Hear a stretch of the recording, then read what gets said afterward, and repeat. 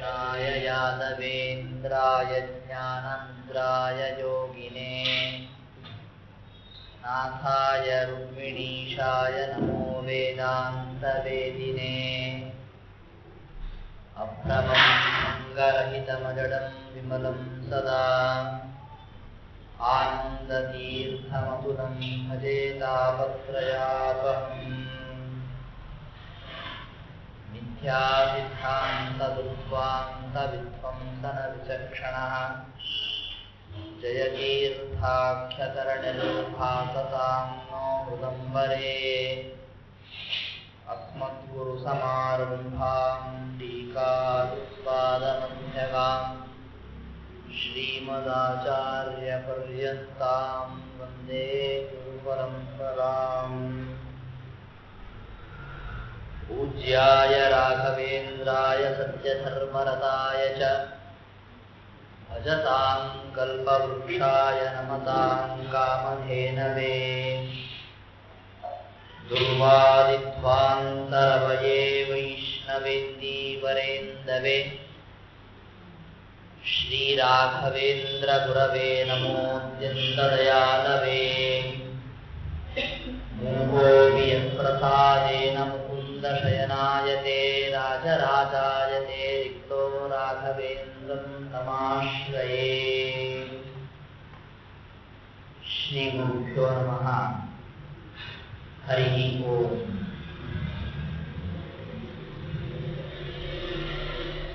ಶ್ರೀ ರಾಘವೇಂದ್ರ ಸ್ವಾಮಿಗಳವರ ಅನೇಕ ಮಹಿಮೆಗಳ ಬಗ್ಗೆ, ಅವರ ಹಿರಿಮೆಯ ಬಗ್ಗೆ ಅನೇಕ ವಿಚಾರಗಳನ್ನು ತಿಳಿದುಕೊಳ್ತಾ ಬಂದಿದ್ದೇವೆ. ಅದರಲ್ಲಿ ನಿನ್ನೆ ದಿವಸ ಅವರ ಜ್ಞಾನದ ಬಗ್ಗೆ ನಾವು ಹೇಳ್ತಾ ಇದ್ದೀವಿ. ಎಲ್ಲ ತರಹದ ಸೌಲಭ್ಯಗಳು ಇದ್ದರೂ ಕೂಡ ಆಲಸ್ಯ, ಬೇಸರ, ಮತ್ತೊಂದು ಮಗದೊಂದು ದೋಷಗಳನ್ನ ನೆಪವೊಡ್ಡಿ ನಾವು ನಮ್ಮ ಯೋಗ್ಯತೆಗೆ ಸರಿ ಹೊಂದುವಷ್ಟು ಜ್ಞಾನವನ್ನೂ ಕೂಡ ಪಡೆಯೋದಿಲ್ಲ. ದೇವರು ಅವಕಾಶ ಮಾಡಿ ಕೊಟ್ಟಿರ್ತಾನೆ. ದೈಹಿಕ ಸಾಮರ್ಥ್ಯವನ್ನ ಕೊಟ್ಟಿರ್ತಾನೆ, ಬೌದ್ಧಿಕ ಸಾಮರ್ಥ್ಯವನ್ನ ಕೊಟ್ಟಿರ್ತಾನೆ. ಆದರೆ ನಾವು ಜ್ಞಾನವನ್ನ ಪಡೆಯೋದಿಲ್ಲ.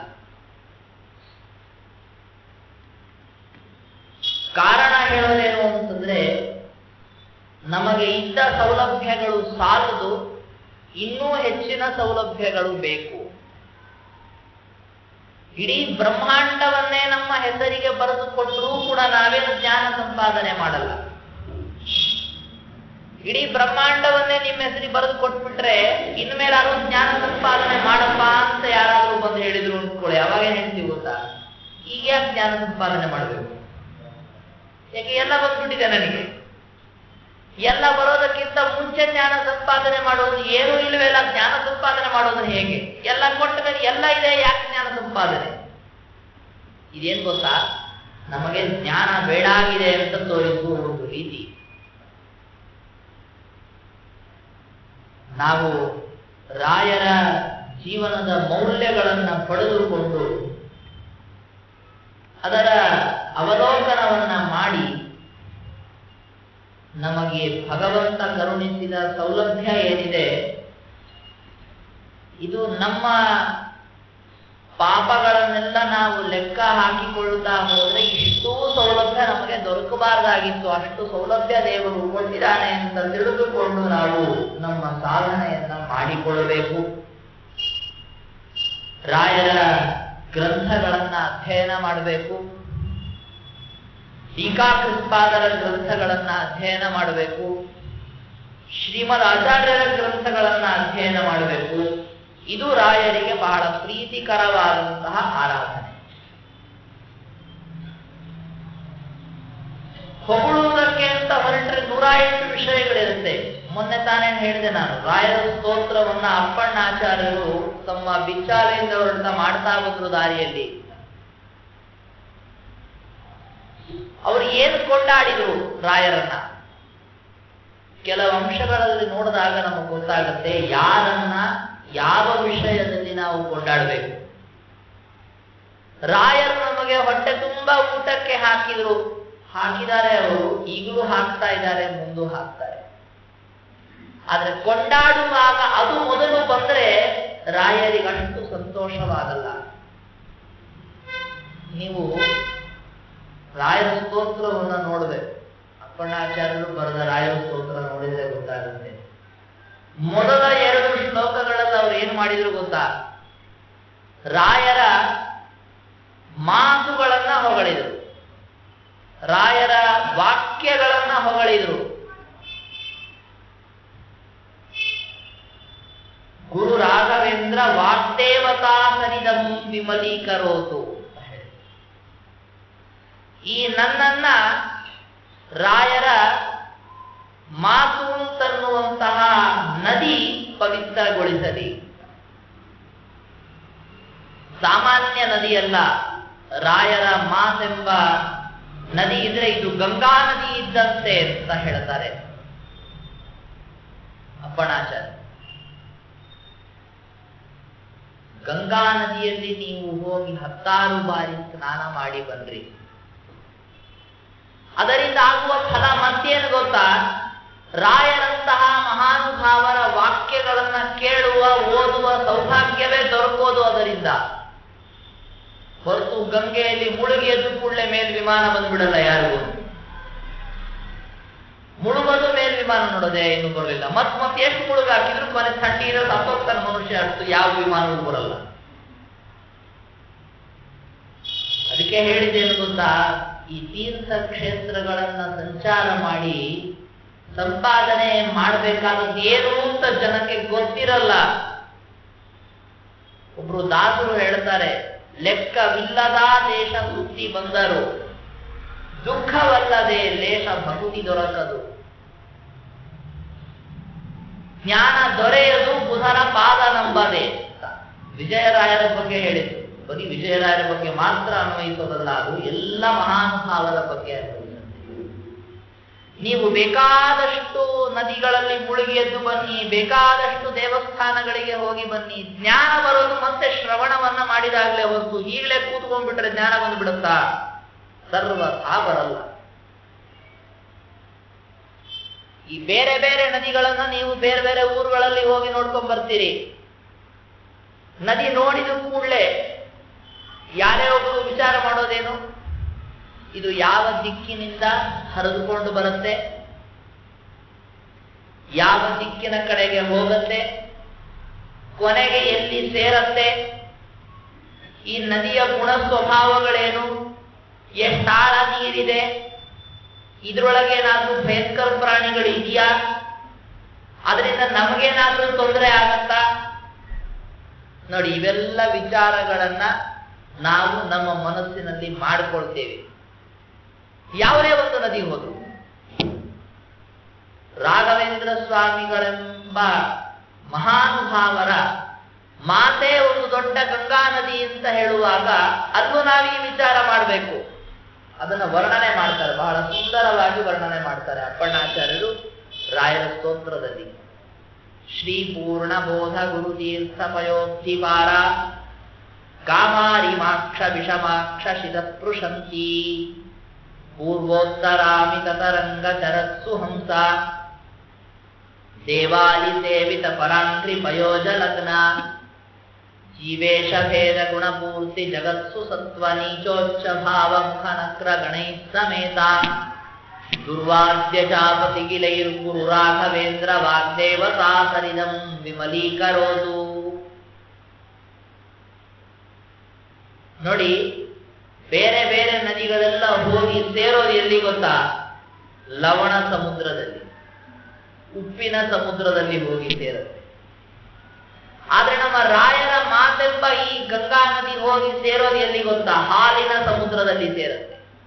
ನೋಡಿ ಎಂತ ವ್ಯತ್ಯಾಸ. ಗಂಗಾ ನದಿಯ ನೀರು ಹೇಗಿರುತ್ತೆ? ಬಹಳ ಸಿಹಿಯಾಗಿರುತ್ತೆ.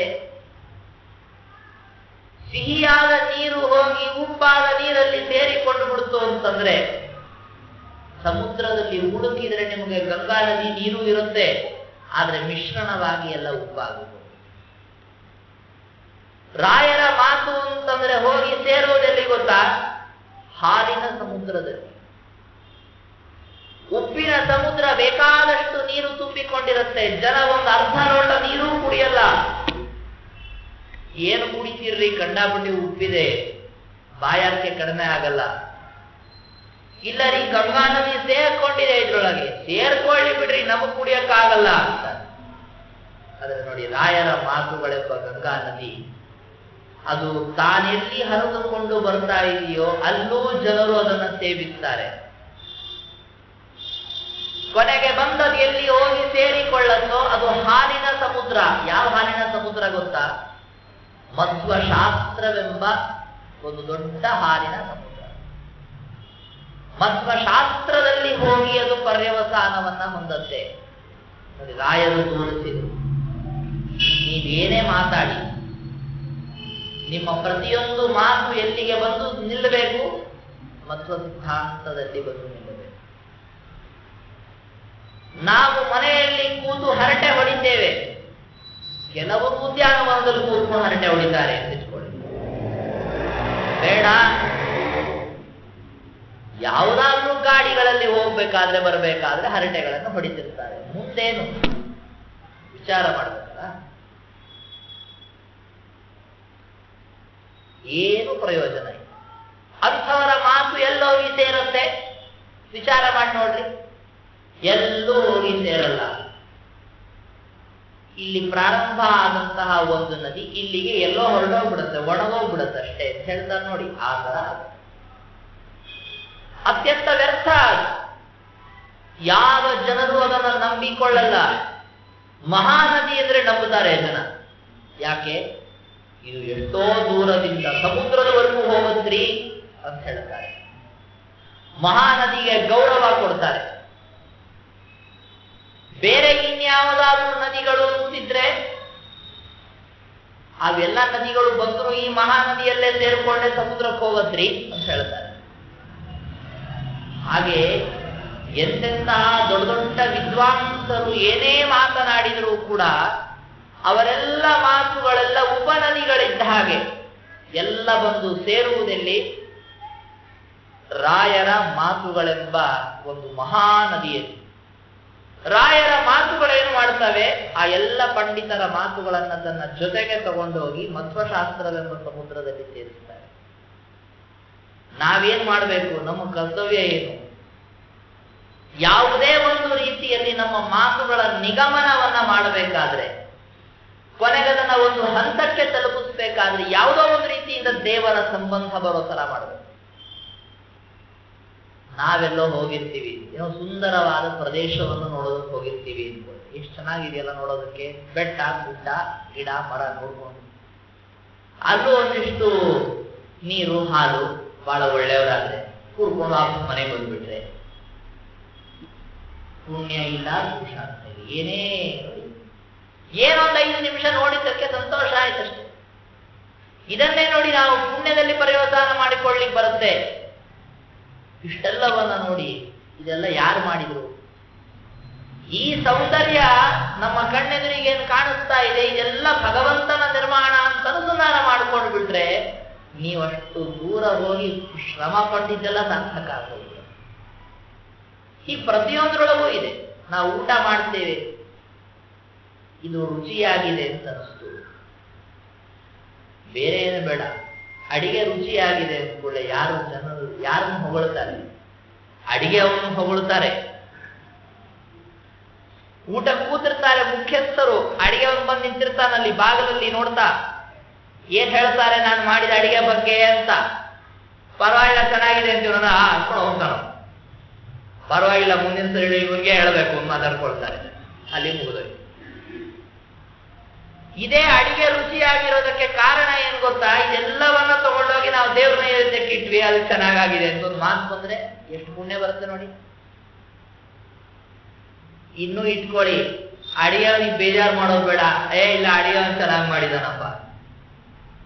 ಏನೋ ಭಗವಂತ ನಮ್ಮ ಸಂಕಲ್ಪದ ಅನುಸಾರವಾಗಿ ಈ ಅಡಿಗೆಯವನ ಕಡೆಗೆ ಈ ತರಹ ಸರಿಯಾಗುವಂತೆ ಮಾಡಿದಾನೆ ಅಂತ ಅನುಸಂಧಾನ ಮಾಡಿಕೊಂಡ್ರು ಪುಣ್ಯ ಬರುತ್ತೆ.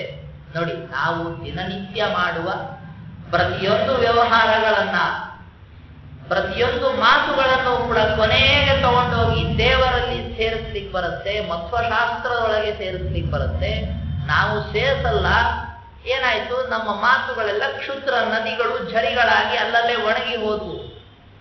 ಆದರೆ ರಾಯರು ಬರೆದ ಗ್ರಂಥಗಳು ಮುಂದಿನ ಮಾತು. ರಾಯರು ಪ್ರತಿನಿತ್ಯ ಆಡುವ ಒಂದೊಂದು ಮಾತುಗಳನ್ನು ಕೂಡ ಏನ್ ಮಾಡ್ತಾ ಇದ್ರು, ಈ ತರಹ ಭಗವಂತನಲ್ಲಿ ಹೋಗಿ ಸೇರಿಸ್ತಾ ಇದ್ರು, ಮಧ್ವಶಾಸ್ತ್ರದ ಸಂಬಂಧವನ್ನು ತಂದು ಕೊಡ್ತಾ ಇದ್ರು, ಯಾವುದೋ ಒಂದು ರೀತಿಯಲ್ಲಿ ದೇವರನ್ನ ಸ್ಮರಿಸ್ತಾ ಇದ್ರು. ಅದರಿಂದ ಏನಾಯ್ತು, ಅವರ ಮಾತು ಗಂಗಾ ನದಿಯಾದಂತೆ ಆಯ್ತು. ನದಿ ಎಷ್ಟಾಳ ಇರುತ್ತೆ, ಇದೆಲ್ಲ ಮುಂದಿನ ವಿಚಾರ. ಅದರೊಳಗೆ ಸ್ನಾನ ಮಾಡ್ಬೇಕಾದ್ರೆ ವಿಚಾರ ಮಾಡಬೇಕು.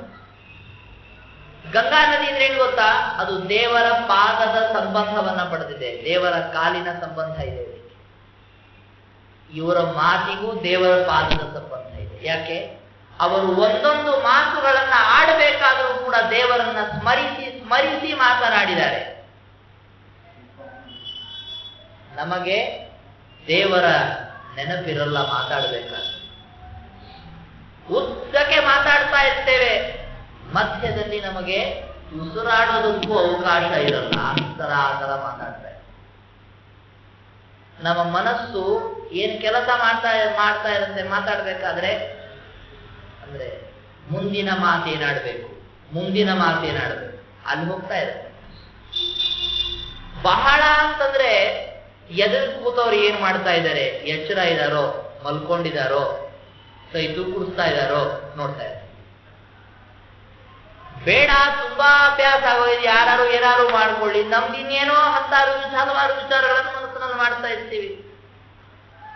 ಆದ್ರೆ ಒಂದು ವಿಚಾರ, ನಾನಿಷ್ಟು ಒಂದೊಂದು ವಾಕ್ಯಗಳನ್ನ ಆಡಬೇಕಾದ್ರೂ ಕೂಡ ಈ ಮಾತುಗಳನ್ನ ದೇವರು ನನ್ನ ಬಾಯಿಂದ ನುಡಿಸ್ತಾ ಇದ್ದಾನೆ ಅಂತನ್ನುವ ಮಾತು, ಈ ವಿಚಾರ ಬಾಯಿಂದ ಬರೋದಲ್ಲ, ಮನಸ್ಸಿನಲ್ಲಿ ಮೊದಲು ಬಂದು ಬಿಟ್ರೆ ನಾವು ಉದ್ಧಾರ ಆಗೋಗ್ತೀವಿ. ರಾಯರ ಅನುಸಂಧಾನ ಆ ರೀತಿಯಾಗಿತ್ತು. ಒಂದೊಂದು ಗ್ರಂಥಗಳನ್ನ ಬರಿಬೇಕಾದ್ರೂ ಕೂಡ ಆ ವಿಧವಾದ ಅನುಸಂಧಾನ ಅವರಿಗಿತ್ತು. ಇದು ನಾನಾಡುವ ಮಾತಲ್ಲ, ಇದು ವೇದವ್ಯಾಸ ದೇವರು ಈ ಮಾತುಗಳನ್ನು ಆಡಿಸ್ತಾ ಇದ್ದಾರೆ. ನಾನು ಈ ಗ್ರಂಥವನ್ನ ಬರಿತಾ ಇದ್ದೇನೆ ಅಂದ್ರೆ ವೇದವ್ಯಾಸ ದೇವರು ಬರೆಸ್ತಾ ಇದ್ದಾರೆ, ಮಧ್ವಾಚಾರ್ಯರು ಬರೆಸ್ತಾ ಇದ್ದಾರೆ, ಟೀಕಾಕೃತ್ಪಾದರ ಪ್ರೇರಣೆ ಇದು. ಈ ಅನುಸಂಧಾನ ಅವರಿಗಿರ್ತಾ ಇತ್ತು.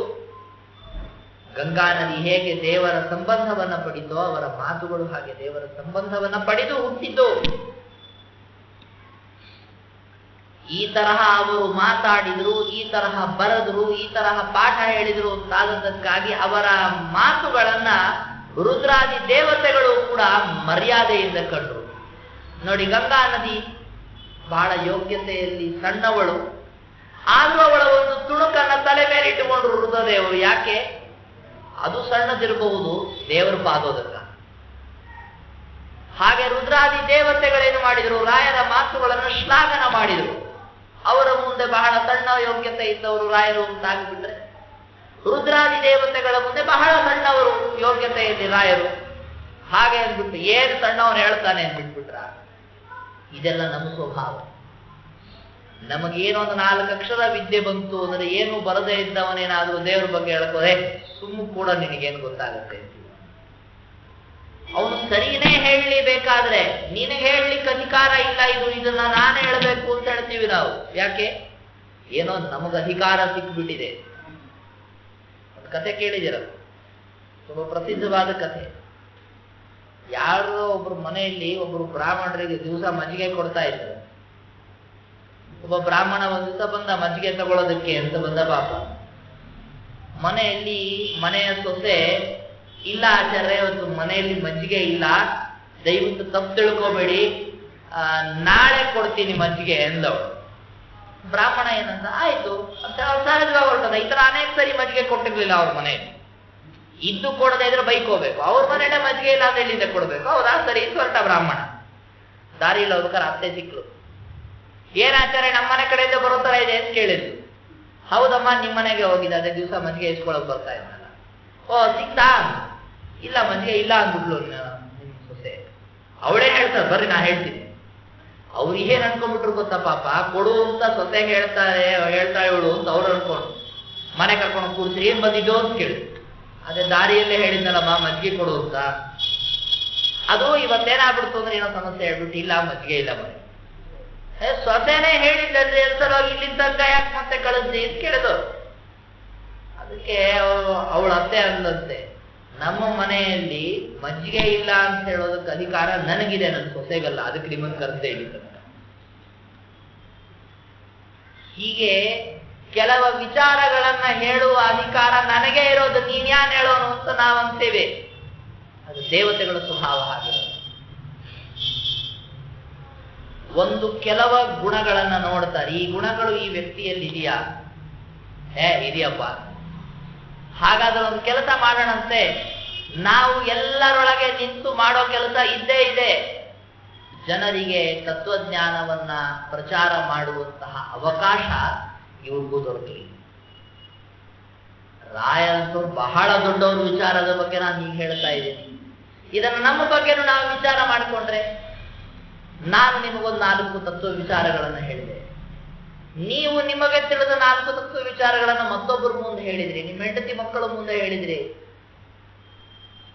ಈ ಹೇಳ್ತಾ ಇದ್ದೇನೆ ಅಂತಂದ್ರೆ ಇದು ನಿಮ್ಮೊಳಗಿರುವ ತತ್ವಾಭಿಮಾನಿ ದೇವತೆಗಳು ಹೇಳಿ ಬಿಡಿ ಇವನು ಅಂತ ಬಿಟ್ಟಿದ್ದಕ್ಕೆ ತಾನೇ ಹೇಳ್ತಾ ಇರೋದು. ಇವನ್ ಯಾವನ್ ಹೇಳೋನು ಬೇಡ ಅಂತ ಬಾಯಿ ಮುಚ್ಚಿ ಕೂಡಿಸ್ಬಿಟ್ರೆ ಏನ್ ಮಾತಾಡ್ಲಿಕ್ಕೆ ಆಗಲ್ಲ, ಎಲ್ಲ ಮರ್ತೋಗ್ಬಿಡೋದು. ಹೀಗೆ ದೇವತೆಗಳು ಕೂಡ ಏನ್ ಮಾಡಿದ್ರು, ತುಂಬಾ ಸೊಗಸಾಗಿ ಶಾಸ್ತ್ರದ ವಿಚಾರಗಳನ್ನ ಇವರು ಹೇಳ್ತಾರೆ. ಹೇಳಿ ಅಂತ ಬಿಟ್ಟುಕೊಟ್ರು. ಅದಕ್ಕೆ ರಾಯರ ಮಾತು ಗಂಗಾ ನದಿಯ, ಈ ಗಂಗಾ ನದಿಯನ್ನು ಯಾಕೆ ತಲೆ ಮೇಲೆ ಇಟ್ಕೋಬೇಕು, ನಾನು ಬೇಕು ಅಂದ್ರೆ ದೇವರೇ ನನ್ನ ತಲೆ ಮೇಲೆ ಪಾದ ಇಡ್ತಾನೆ ಅಂತ ಹೇಳ್ಬೋದಾಗಿತ್ತು ರುದ್ರದೇವ. ಪರಮಾತ್ಮ ನಿನ್ನ ಪಾದಾರವಿಂದ ತಲೆ ಮೇಲೆ ಇಟ್ಬಿಟ್ರಪ್ಪ, ಯಾವಾಗಲೂ ಆಯ್ತು ಒಂದು ರೂಪದಿಂದ ಅವ್ರ ತಲೆ ಮೇಲೆ ಕಾಲಿಟ್ಕೊಂಡು ನಿಂತ್ಕೊಂಡಿರ್ತಾರೆ ದೇವರು. ಆದ್ರೆ ಇಲ್ಲ, ಗಂಗಾ ನದಿ ಎಷ್ಟೇ ಆದ್ರೂ ಪರಮಾತ್ಮನ ಪಾದೋದಕ್ಕ ನಾನೇ ಮರ್ಯಾದೆ ಕೊಡದೆ ಇದ್ರೆ ಬೇರೆ ಯಾರು ಮರ್ಯಾದೆ ಕೊಡ್ತಾರೆ ವಿಚಾರ. ಹೀಗೆ ರಾಯರ ಮಾತುಗಳು ದೇವತೆಗಳು ಕೂಡ ಶ್ಲಾಘನೆ ಮಾಡಿದ ಮಾತುಗಳು. ಮತ್ತೆ ನದಿ ಬಹಳ ದೊಡ್ಡದಾಗಿ ಹರಿಯೋ ನದಿ ಅಂತಂದ್ರೆ ಅದರೊಳಗೆ ಮೊಸಳೆಗಳು ಇರ್ತವೆ. ರಾಯರ ಮಾತುಗಳಲ್ಲಿ ಮೊಸಳೆಗಳು ಇದೆಯೋ ಇಲ್ವೋ? ಇದೇನ್ರಿ ಮೊಸಳೆ ಇದ್ಬಿಟ್ರೆ ತೊಂದರೆ ಆಗತ್ತೆ ನಾವು ಸ್ನಾನನೆ ಮಾಡಕ್ಕಾಗಲ್ಲ. ಅದಕ್ಕೆ ಅಪ್ಪಣ್ಣಾಚಾರ್ಯ ಹೇಳಿದ್ರು, ನೀವು ಸ್ನಾನ ಮಾಡೋದು ಮೊಸಳೆ ಬರಲ್ಲ ಬಿಡ್ರಿ, ಯಾಕೆ ತಲೆ ಕೆಡ್ಸ್ಕೊಳ್ತೀರಿ. ಸಾಮಾನ್ಯವಾಗಿ ನೋಡಿ, ಯಾರು ಸಂತತವಾಗಿ ಅಲ್ಲಿ ಜನ ಬಂದು ಹೋಗಿ ಮಾಡ್ತಾರೆ ಅಂತ ಪ್ರದೇಶದಲ್ಲಿ ಸಾಮಾನ್ಯ ಮೊಸಳೆಗಳು ಬರಲ್ಲ. ಮೊಸಳೆಗಳು ಬರದೇ ಇರುವಂತೆ ನೋಡ್ಕೊಳ್ತಾರೆ. ಕಾಡಲ್ಲಿ ಒಳಗೆಲ್ಲೋ ಯಾರು ಇಲ್ಲದಿದ್ದ ಪ್ರದೇಶಗಳಲ್ಲಿ ಮೊಸಳೆಗಳು ಇರ್ತವೆ ನದಿಗಳಲ್ಲಿ. ರಾಯರ ಮಾತುಗಳಲ್ಲೂ ಕೂಡ ಮೊಸಳೆಗಳಿವೆ. ಅಲ್ರಿ ಮೊಸಳೆ ಇಡಬೇಕು ಯಾಕೆ ಅಂತ ಪ್ರಶ್ನೆ. ಏನು ಎಲ್ಲ ನದಿಗಳಲ್ಲಿ ಬರಬಹುದಾದ ಎಲ್ಲ ದೋಷಗಳನ್ನು ಬಿಟ್ಬಿಟ್ಟಿದ್ದೀರಿ. ಲವಣ ಸಮುದ್ರದಲ್ಲಿ ಸೇರಲ್ಲ, ಹಾಲಿನ ಸಮುದ್ರದಲ್ಲಿ ಸೇರುತ್ತೆ, ಹಾಗೆ ಹೀಗೆ ಅಂತೆಲ್ಲ ಹೇಳ್ಬಿಟ್ಟಿದ್ದೀರಿ. ಬಿಟ್ಬಿಡಿ, ಎಲ್ಲ ತೆಗೆದಾಕ್ಬಿಡಿ, ಇವುಗಳನ್ನ ಮೊಸಳೆಗಳೆಲ್ಲ ತೆಗೆದಾಕ್ಬಿಡಿ. ಕಪ್ಪಣ್ಣಾಚಾರ್ಯರು ಮೊಸಳೆಗಳನ್ನು ತೆಗೆದಾಕ್ಬಿಟ್ರೆ ದೊಡ್ಡ ದೊಡ್ಡ ಮೀನುಗಳೆಲ್ಲ ಜಾಸ್ತಿ ಆಗ್ಬಿಡ್ತವೆ. ಆ ದೊಡ್ಡ ದೊಡ್ಡ ಮೀನುಗಳನ್ನು ತಿನ್ನೋದಕ್ಕಾದ್ರೂ ಮೊಸಳೆಗಳು ಬೇಕು. ರಾಯರ ಮಾತುಗಳಲ್ಲಿರುವ ಮೊಸಳೆಗಳು ಯಾವುದು ಗೊತ್ತಾ? ಜೀವೇಶ ಭೇದ ಗುಣಪೂರ್ತಿ ಜಗತ್ಸು ಸತ್ವ ನೀಚೋಚ್ಚ ಭಾವ ಖನಕ್ರಗಣ ಸಮೇತ. ಜೀವೇಶ್ವರರ ಭೇದ ಹೀಗಿದೆ ಅಂತ ಸಾಧಿಸುವ ಯುಕ್ತಿಗಳು, ಪರಮಾತ್ಮ ಗುಣಪರಿಪೂರ್ಣ ಅಂತನ್ನುವ ಸಾಧನೆ ಮಾಡುವ ಯುಕ್ತಿಗಳು, ಜಗತ್ತು ಸತ್ಯವಾಗಿದೆ ಮಿಥ್ಯಾ ಅಲ್ಲ ಅಂತನ್ನುವ ಪ್ರತಿಪಾದನೆ ಮಾಡುವ ಯುಕ್ತಿಗಳು, ಜೀವರಲ್ಲಿ ತಾರತಮ್ಯ ಇದೆ, ತಾರತಮ್ಯ ಅನಾದ್ಯನಂತ ಕಾಲಗಳಲ್ಲಿ ಏಕಪ್ರಕಾರವಾಗಿರುತ್ತೆ ಇತ್ಯಾದಿ ಯುಕ್ತಿಗಳನ್ನ ತೆಗೆದುಕೊಂಡ್ರೆ ಎಂತದ್ದು ಗೊತ್ತಾ? ದುರ್ವಾದಿಗಳನ್ನ ನುಂಗಿ ಹಾಕುವ ಮೊಸಳೆಗಳು. ಅಂದ್ರೆ ಇದೇನಾದ್ರೂ ನಮ್ಮ ನದಿಯಲ್ಲಿ ಬಂದ್ರೆ, ದುರ್ವಾದಿಗಳು ಕಾಲಿಟ್ರೆ ಈ ಮೊಸಳೆಗಳು ನುಂಗು ಹಾಕಿಬಿಡ್ತವೆ. ಸಮುದ್ರದ ಪರ್ಯಂತ ಕೆಲವ ಮೊಸಳೆಗಳು ಹೋಗೋದು ಹೇಗೆ ಗೊತ್ತಾ? ನದಿ ಒಳಗೆ ಹೋಗ್ತಾ ಹೋಗ್ತಾ ಹೋಗ್ತಾ ಸಮುದ್ರ ಸೇರ್ಕೊಂಡ್ಬಿಡ್ತಾರೆ. ರಾಯರು ಹೇಗೆ ನೋಡ್ಕೊಂಡ್ಬಿಟ್ರು ಅಂತ ತಾತ್ಪರ್ಯ ಗೊತ್ತಾ? ಮಧ್ವಶಾಸ್ತ್ರದ ಪರ್ಯಂತ ಯಾವ ಮೊಸಳೆ ಗಿಸಳೆ ಬಂದಿರಲೇಬಾರದು, ಆ ತರ ತಮ್ಮ ವಾಕ್ಯಗಳಲ್ಲೇ ಮೊಸಳೆ ಇಟ್ಬಿಟ್ರು. ದುರ್ವಾದಿಗಳೆಂಬ ಮೊಸಳೆಗಳು ಬರ್ಲಿಕ್ಕೆ ಹೋದ್ರೆ ಅವನ್ನ ನುಂಗಾಕುವ ತಿಮಿಂಗಿಲಗಳಿದ್ದಂತೆ ಇವೆಲ್ಲ ಕೂರಿಸ್ಬಿಟ್ರು. ಅವೆಲ್ಲಿಂದ ಬಂದು ವಿಚಾರ? ರಾಯರು ತಮ್ಮ ಮಾತುಗಳಲ್ಲಿ ಇಂಥ ಮೊಸಳೆಗಳನ್ನು ಎಲ್ಲಿ ತಗೊಂಡ್ಬಂದ್ರು? ಸಮುದ್ರದಿಂದಲೇ ತಗೊಂಡ್ಬಂದ್ಬಿಟ್ರು ಅವರು. ಪದ್ಮನಾಭ ತೀರ್ಥರ ಬಗ್ಗೆ ಹೇಳ್ತಾರೆ ನಾರಾಯಣ ಪಂಡಿತಾಚಾರ್ಯರು ಮತ್ತು ವಿಜಯ.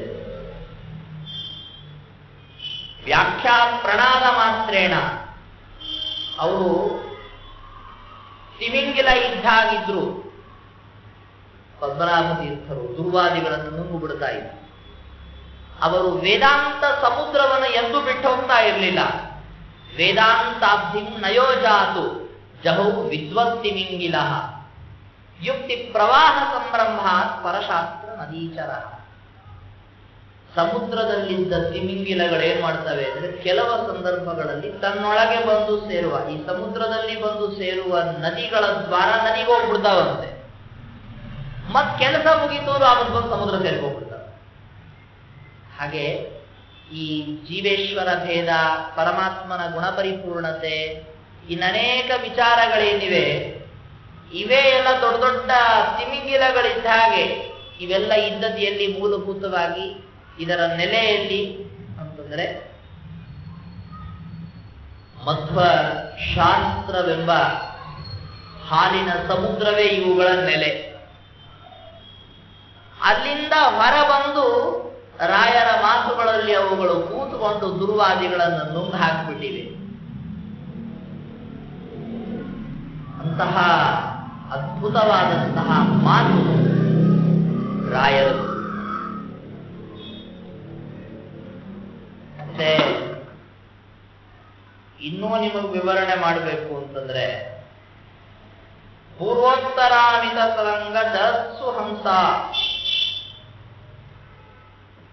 ರಾಯರ ಮಾತುಗಳಲ್ಲಿ ಹೇಗೆ ಅಂದ್ರೆ, ಈ ನದಿ ಹರಿದುಕೊಂಡು ಹೋಗ್ತಾ ಇರುತ್ತೆ, ನೀವು ನೋಡ್ಬೇಕು ಗಾಳಿ ಹೇಗೆ ಬೀಸುತ್ತೆ ಹಾಗ ನದಿಯ ತರಂಗಗಳು ಆಚೆ ದಡಕ್ಕೆ ಈಚೆ ದಡಕ್ಕೆ ತಾಗ್ತಾ ಇದೆ. ರಾಯರ ಮಾತುಗಳ ಆಚೆ ಈಚೆ ನೀವು ನೋಡ್ತಾ ಹೋದ್ರೆ ತರಂಗಗಳು ಹರಡ್ತಾ ಇದ್ರೆ ಅದರಲ್ಲಿ ಅನೇಕ ಹಂಸಗಳ ವಿಹಾರ ಇದೆ. ನಿಮಗೆ ಗಂಗಾ ನದಿಯಲ್ಲಿ ಅಥವಾ ಬೇರೆ ಮಹಾನದಿಗಳಲ್ಲಿ ನೋಡ್ಲಿಕ್ಕೆ ಹೋದ್ರೆ ಹಂಸ ಪಕ್ಷಿ ಸಿಗೋದು ಕಷ್ಟ ಇದೆ. ಆದ್ರೆ ನಮ್ಮ ರಾಯರ ಮಾತೆಂಬ ಈ ಏನು ದೊಡ್ಡ ಗಂಗಾ ನದಿ ಇದೆ, ಈ ಗಂಗಾ ನದಿಯ ಒಳಗೆ ವಿಹಾರ ಮಾಡುವುದಕ್ಕೆ ಅನೇಕ ಹಂಸಗಳು ಬರ್ತವೆ. ಹಂಸ ಅಂದ್ರೆ ಯಾರನ್ನು ತೆಗೆದುಕೊಳ್ಬೇಕು ಅಂತ, ಪರಮಹಂಸ ಸನ್ಯಾಸಿಗಳನ್ನ ತೆಗೆದುಕೊಳ್ಳಿ. ರಾಯರ ಮಾತುಗಳನ್ನ ಓದಿ ಓದಿ ಅದರಿಂದ ಮಧ್ವ ಸಿದ್ಧಾಂತದ ಪ್ರಮುಖ ಪ್ರಮೇಯಗಳನ್ನ ಅರ್ಥ ಮಾಡಿಕೊಳ್ಳೋದಕ್ಕೆ ಅಂತ ಜೀವನವನ್ನೇ ಮುಡುಪಾಗಿಟ್ಟ ಅನೇಕ ಸನ್ಯಾಸಿಗಳು ಈ ಜಗತ್ತಿನಲ್ಲಿದ್ದಾರೆ ಅಂತ. ಇದಕ್ಕೆ ರಾಘವೇಂದ್ರ ವಿಜಯ ಮೊದಲಾದ ಗ್ರಂಥಗಳಲ್ಲಿ ಒಂದು ಮಾತು ಬರುತ್ತೆ. ರಾಯರು ತುಂಬಾ ಗ್ರಂಥಗಳನ್ನು ಬರೆದು ಯಾಕೆ ಬರೆದು? ರಾಯರ ಅಪರೋಕ್ಷ ಜ್ಞಾನದ ಮಹಿಮೆ ಮುಂದೇನಾಗುತ್ತೆ ಅಂತ ತಿಳಿಯುವ ಸಾಮರ್ಥ್ಯ ಅವರಿಗಿತ್ತು. ನೋಡಿ, ರಾಯರ ಸ್ತೋತ್ರದಲ್ಲಿ ಹೇಳ್ತಾರೆ ನೋಡ್ರಿ, ಅಪರೋಕ್ಷೀಕೃತ ಶ್ರೀಶಃ ಸಮುಪೇಕ್ಷಿತ ಭಾವಜಃ ಅಪೇಕ್ಷಿತ ಪ್ರದಾತಾನ್ಯೋ ರಾಘವೇಂದ್ರ ಅನ್ನ ವಿದ್ಯತೆ. ರಾಯರ ಬಹಳ ದೊಡ್ಡ ಮಹಿಮೆ, ಪರಮಾತ್ಮನನ್ನ ಅಪರೋಕ್ಷವಾಗಿ ಕಂಡದ್ದಕ್ಕೆ ಮುಂದೇನಾಗತ್ತೆ ಇವನ್ನೆಲ್ಲ ತಿಳಿದುಕೊಂಡು ಬಿಟ್ಟಿದ್ರು ರಾಯರು. ತಿಳಿತಾ ಇತ್ತವರಿಗೆ. ಈ ವಾದೀಂದ್ರರ ವೃಂದಾವನದ ಬಗ್ಗೆ ಕಥೆ ಕೇಳ್ತಿರ. ಅವರ ಶಿಷ್ಯ ಒಬ್ಬ ವೆಂಕಣ್ಣ ಅವನೇನು ಮಾಡ್ದ, ಒಂದು ಕಡೆ ಕಪ್ಪು ಕಲ್ಲಿತ್ತು, ಅದರಿಂದ ಒಂದು ವೃಂದಾವನವನ್ನು ಮಾಡ್ದ. ಪರವಾಗಿಲ್ಲ, ಚೆನ್ನಾಗಿದೆ, ಇದು ನನಗಲ್ಲ, ಮುಂದೆ ನನ್ನ ಮರಿಮಗ ಬರ್ತಾನೆ, ಇಲ್ಲೇ ಪಕ್ಕಕ್ಕೆ ವೃಂದಾವನ ಆಗತ್ತೆ ಅಂತ ಅವನಿಗೆ ಇಟ್ಟಿರಿ. ಮತ್ ನಿಮಗೆ ನನಗೆ ಈ ಕಲ್ಲಿನ ಮಾಡಿಸು ಅಂತ ಬೇರೆ ಮಾಡ್ತೀವಿ. 3-4 ತಲೆಮಾರಾದ ಮೇಲೆ ಯಾರು ಪಿಂಡಕ್ಕೆ ಬರ್ತಾರೆ, ಯಾರು ಸನ್ಯಾಸ ತಗೊಳ್ತಾರೆ ಅನ್ನೋದು ಹಿಂದಿನವ್ರಿಗೆ ಯಾರಿಗೆ ಗೊತ್ತಿರುತ್ತೆ. ಬರೀ ಇಷ್ಟೇ ಅಲ್ಲ, ರಾಯರ ಜ್ಞಾನ ಎಷ್ಟಿತ್ತು.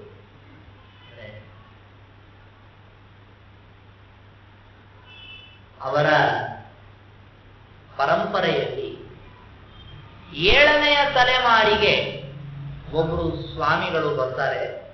ಅವರು ನನ್ನಂತೆ ಮಹಾನುಭಾವರು ಇರ್ತಾರೆ ಮೊದಲು ಹೇಳಿದ್ರು. ಸಪ್ತಮಃ ಮತ್ಸಮೋ ಯೋಗಿ ವರದೇಂದ್ರೋ ಭವಿಷ್ಯತಿ ಅಂತ ಹೇಳಿದ್ರು. ನನ್ನಿಂದ 7ನೆಯವರು ವರದೇಂದ್ರರು ನನ್ನ ತರ ಆಗ್ತಾರೆ ಅಂತ ಹೇಳಿದ್ರಂತೆ. ವ್ಯಾಸರಾಜರ ಕಥೆಯಲ್ಲಿ ಕೇಳ್ತೀವಿ ನೋಡ್ರಿ, ದಶಮೋ ಮತ್ಸಮೋ ಯೋಗಿ ಅಂತ ಚಂದ್ರಿಕಾಂಪೂರ ಇಷ್ಯತಿ. ನನ್ನಿಂದ 10ನೆಯವನು ನಾನು ಅರ್ಧ ಬರದಿಟ್ಟ ಚಂದ್ರಿಕಾನ ಪೂರ್ತಿ ಮಾಡ್ತಾನೆ ಅಂತ ಹೇಳಿಬಿಟ್ಟು ಹೋದ್ರಂತೆ ವ್ಯಾಸರಾಜ. ರಾಯರು ಹೇಳಿದ್ರು, ನನ್ನಿಂದ 7ನೆಯವನು ಬರ್ತಾನೆ, ಅವನು ನನ್ನ ತರಾನೇ ಎಲ್ಲ ಕಡೆ ಪ್ರಚಾರ ಮಾಡ್ತಾನೆ ಮಧು ಸಿದ್ಧಾಂತವನ್ನ. ಇದು 2 ಉದಾಹರಣೆ ಹೇಳಿದೆ ನಿಮಗೆ. ಇದು ನಾನು ಹೇಳಲಿಕ್ಕೆ ಹೊರಟದ ಉದಾಹರಣೆ ಅಲ್ಲ. ಈ ತರ ರಾಯರಿಗೆ ಭವಿಷ್ಯ ಜ್ಞಾನ ಇತ್ತು ಅನ್ನೋದಕ್ಕೆ ಉದಾಹರಣೆ ಹೇಳಿದ್ರು. ಮುಖ್ಯ ತಗೊಂಡ್ರೆ ಗ್ರಂಥಗಳನ್ನ ಅವ್ರು ಬರೆದಿಟ್ರಲ್ಲ, ಈ ಗ್ರಂಥಗಳನ್ನ ವಿಶೇಷವಾಗಿ ಯಾರು ಉಪಯೋಗಿಸ್ಕೊಳ್ತಾರೆ ಗೊತ್ತಾ? ನಮ್ಮ ಸಂಪ್ರದಾಯದಲ್ಲಿ ಮುಂದೊಬ್ರು ಬರ್ತಾರೆ, ಸುಮತೀಂದ್ರರು ಅಂತ, ಅವ್ರ ಈ ಗ್ರಂಥಗಳನ್ನು ವಿಶೇಷವಾಗಿ ಓದ್ತಾರೆ ಅಂತ ಹೇಳಿದ್ರು. ನೀವಿಷ್ಟೆಲ್ಲ ಗ್ರಂಥಗಳನ್ನು ಬರಿತಾ ಇದ್ದೀರಾ ಗುರುಗಳೇ, ಇದ್ರ ಬಗ್ಗೆ ಹೆಚ್ಚು ಓದೋರು ಯಾರು? ಸುಮತೀಂದ್ರರು ಓದ್ತಾರಪ್ಪ ಅಂತ ಹೇಳಿದ್ರು. ಸುಮತೀಂದ್ರರು ವೃಂದಾವನ ಶ್ರೀರಂಗದಲ್ಲಿದೆ, ಶ್ರೀರಂಗ ಕ್ಷೇತ್ರದಲ್ಲಿದೆ. ಸುಮತೀಂದ್ರರು ಹೆಸರನ್ನೇ ಕೇಳಿರಲ್ಲ ಕೆಲವರು ಕೇಳಿದ್ರು ಕೂಡ ರಾಯರ ಮಠದ ಸ್ವಾಮಿಗಳು ಇಷ್ಟೇ ಗೊತ್ತಿರುತ್ತೆ. ಆದ್ರೆ ಅವರ ಜ್ಞಾನದ ಹಿರಿಮೆ ನೀವು ಕಾಣಬೇಕು ಅಂತಂದ್ರೆ ಗೀತಾಭಾಷ್ಯ ಪ್ರಮೇಯ ದೀಪಿಕಾಕ್ಕೆ ಅವರು ಬರೆದಂತಹ ಭಾವರತ್ನ ಕೋಶ ಅಂತ ವ್ಯಾಖ್ಯಾನವಿದೆ. ತತ್ವಪ್ರಕಾಶಿಕಾಕ್ಕೆ ಭಾವರತ್ನ ಕೋಶ ಅಂತ ಬರೆದಿದ್ದಾರೆ. ಅದನ್ನು ನೋಡಿದ್ರೆ ನಿಮಗೆ ಗೊತ್ತಾಗತ್ತೆ ಅವ್ರು ಎಂತಹ ದೊಡ್ಡ ಜ್ಞಾನಿಗಳು. ಅವರ ಆ ದೊಡ್ಡ ಜ್ಞಾನಿಗಳಾದ್ರಲ್ಲ, ಹೇಗೆ ಗೊತ್ತಾ? ಈ ರಾಯರ ಗ್ರಂಥಗಳನ್ನು ಓದಿ ಓದಿ ಓದಿ ಓದಿ ಅದು ಸಮಾಜವಾದ ರಾಘವೇಂದ್ರ ವಿಜಯ ಮೊದಲಾದವುಗಳಲ್ಲಿ ಉಲ್ಲೇಖ ಮಾಡಿದ್ರು. ಈ ಸುಮತೀಂದ್ರರಿಗಾಗಿ ರಾಯರು ಅವತ್ತೇ ಗ್ರಂಥ ಬರೆದಿಟ್ಟಿದ್ರು. ನಮಗಿವತ್ತೆಲ್ಲ ಏನ್ ಗೊತ್ತಿದೆ ಈ ಗ್ರಂಥ ಬರೆಯೋದು? ನಾವು ಗ್ರಂಥ ಬರೆಯೋದೇ ಯಾಕೆ ಗೊತ್ತಾ? ಮುದ್ರಣ ಆಗ್ಬೇಕು, ಮುಂದೆ ಓದ್ಬೇಕೋ ಬೇಡೋ ಜನ, ಅವೆಲ್ಲ ನಮಗ್ ಗೊತ್ತಿಲ್ಲ. ನಾವಂತೂ ಬರೆದ್ಬಿಟ್ಟಿದೀವಿ, ಏನಾದ್ರು ಜನ ಸಾಯ್ಕೊಳ್ಳಿ. ಆಗಿನ ಕಾಲದಲ್ಲಿ ಈ ಮುದ್ರಣ, ಈ ದುಡ್ಡು, ಈ ದುಡ್ಡಿನ ಖರ್ಚು, ಜನರಲ್ಲಿ ಪ್ರಚಾರ ಇಲ್ಲವೇ ಇಲ್ಲ. ಜನ ಬೇಕು ಅಂದ್ರೆ ಬರ್ಕೋಬೇಕಷ್ಟೇ, ಅದಕ್ಕಿಂತ ಹೆಚ್ಚಿನದು ಇನ್ಯಾವ ಪ್ರಚಾರ ವಿಚಾರ ಇರಲಿಲ್ಲ. ರಾಯರು ನೋಡಿ, ಗ್ರಂಥ ಬರಿಬೇಕಾದ್ರೆ ಇದರಿಂದ ಯಾರು ಉಪಯೋಗ ಪಡೆದುಕೊಳ್ತಾರೆ ಅಂತ ತಮ್ಮ ಪೀಳಿಗೆಯಲ್ಲಿ ಬರುವ ಮುಂದಿನ ಸ್ವಾಮಿಗಳನ್ನು ನಿರ್ದೇಶ ಮಾಡ್ತಿದ್ರು. ನೋಡಿ, ವಾದೀಂದ್ರರು, ಸುಮತೀಂದ್ರರು, ವರದೇಂದ್ರರು, ಮುಂದೆ ಬರುವಂತಹ ಎಷ್ಟು ಜನರನ್ನ ನೆನಪಿಟ್ಕೊಂಡಿದ್ದಾರೆ. ಮೊದಲೇ ಗುರುತಿಸಿ ಇಂತಿಂತವ್ರು ಬರ್ತಾರೆ, ಅವರು ಇಂತಿಂತಹ ಕಾರ್ಯಗಳನ್ನ ಮಾಡ್ತಾರೆ ಅಂತನ್ನುವ ಖಾತ್ರಿ ಜ್ಞಾನ ಇದೆ ಅವರಿಗೆ. ನಮ್ಮ ಇತಿಹಾಸ, ನಮ್ಮ ಮಾಧ್ವ ವಾಂಗ್ಮಯದ ಇತಿಹಾಸ ಏನಿದೆ, ಇದರಲ್ಲಿ ಹಿಂದೆ ಆಗಿ ಹೋದ ಕೆಲವೇ ಬೆರಳೆಣಿಕೆಯ ಮಹಾನುಭಾವರಲ್ಲಿ ಈ ಜ್ಞಾನ ಇತ್ತು. ನಾನು ಎಷ್ಟು ಕೆಲಸ ಮಾಡಬೇಕು, ಮತ್ತೆ ಯಾವುದನ್ನ ನನಗೆ ಮಾಡಲಿಕ್ಕೆ ಬರ್ತಿದ್ರೂ ಕೂಡ ನನಗದನ್ನ ಮಾಡಬಾರ್ದು ಅಂತಿದೆ. ಎಲ್ಲವನ್ನ ತಿಳಿದುಕೊಂಡು ಕೆಲಸ ಮಾಡ್ತಾರೆ. ನಮ್ಗೇನಿರುತ್ತೆ, ನಮಗೇನೇನು ಸಾಧ್ಯವೋ ಎಲ್ಲ ಮಾಡಿಬಿಡ್ಬೇಕು ಅಂತ ನಮ್ಗೆ. ದೇವರ ನಿಯಮ ಏನು ಗೊತ್ತಾ? ನಿಮಗೆ ಸಾಧ್ಯವಾದದ್ದೆಲ್ಲ ಮಾಡೋದಲ್ಲ, ನಿಮಗೇನು ಮಾಡು ಅಂತ ಹೇಳ್ತೀವಿ ಅದಷ್ಟೇ ಮಾಡಿ. ಸಾಧ್ಯವಾಗಿದೆ ಅಂತ ಮಾಡ್ತಾ ಹೋಗ್ಬಿಟ್ರೆ ಎಲ್ಲದಕ್ಕೂ ಒಂದು ನಿಯಮ ಇರಬೇಕು. ಈ ವೈದ್ಯರ ಹತ್ರ ಕೇಳ್ಕೊಂಬಂದಿರ್ತಾರೆ ಜನ, ನಿಮಗೆ 10 ಚಪಾತಿ ತಿನ್ನುವ ಸಾಮರ್ಥ್ಯ ಇರಬಹುದು, ನೀವು 3 ತಿನ್ನಿ ಅಂತ.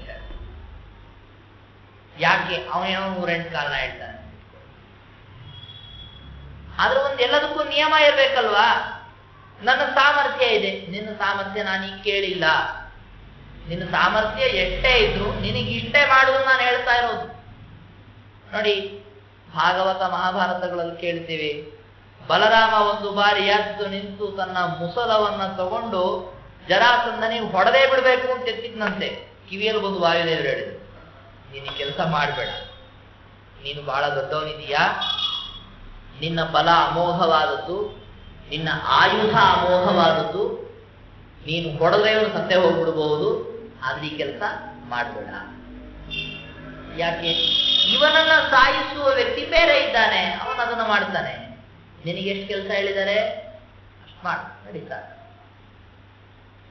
ದ್ರೋಣಾಚಾರ್ಯರು ಯುದ್ಧ ಮಾಡ್ತಾನೆ ಇದ್ರು, ಬಿಡ್ತಾನೆ ಇರ್ಲಿಲ್ಲ. ಇವನು ಹೇಳ್ದ, ಏನೋ ಅಪ್ಪಿ ತಪ್ಪಿ ಎಷ್ಟೋ ಕಷ್ಟಪಟ್ಟು ಹೇಳ್ತಿದ್, ಕೊನೆಗೆ ಅಶ್ವತ್ಥಾಮ ಸತ್ತ ಅಂತ ಹೇಳೋ ಅಂತ ಅರ್ಜುನ ಈ ಯುಧಿಷ್ಠಿರನ ಕಡೆ ಹೇಳ್ತಿದ್ರು. ಆದ್ರೂ ನಂಬಿಕೆ ಬರಲಿಲ್ಲ ಅವರು. ಅವಾಗ ಮೇಲ್ ನಿಂತು ದೇವತೆಗಳು ಹೇಳಿದ್ರು, ನಿಮ್ಗೆ ಎಷ್ಟು ಕೆಲಸ ಮಾಡು ಅಂತ ನಾವು ಹೇಳಿದ್ವಿ, ಅದು ಮುಗಿದಿದೆ ಸಾಕು ಬಿಡಿ. ಆ ದೇವತೆಗಳು ಪ್ರತ್ಯಕ್ಷವಾಗಿ ಬಂದು ಹೇಳಿದ ಕೂಡಲೇ ಅವರು ಶಸ್ತ್ರ ಬಿಟ್ಟು ಕೂತ್ರು.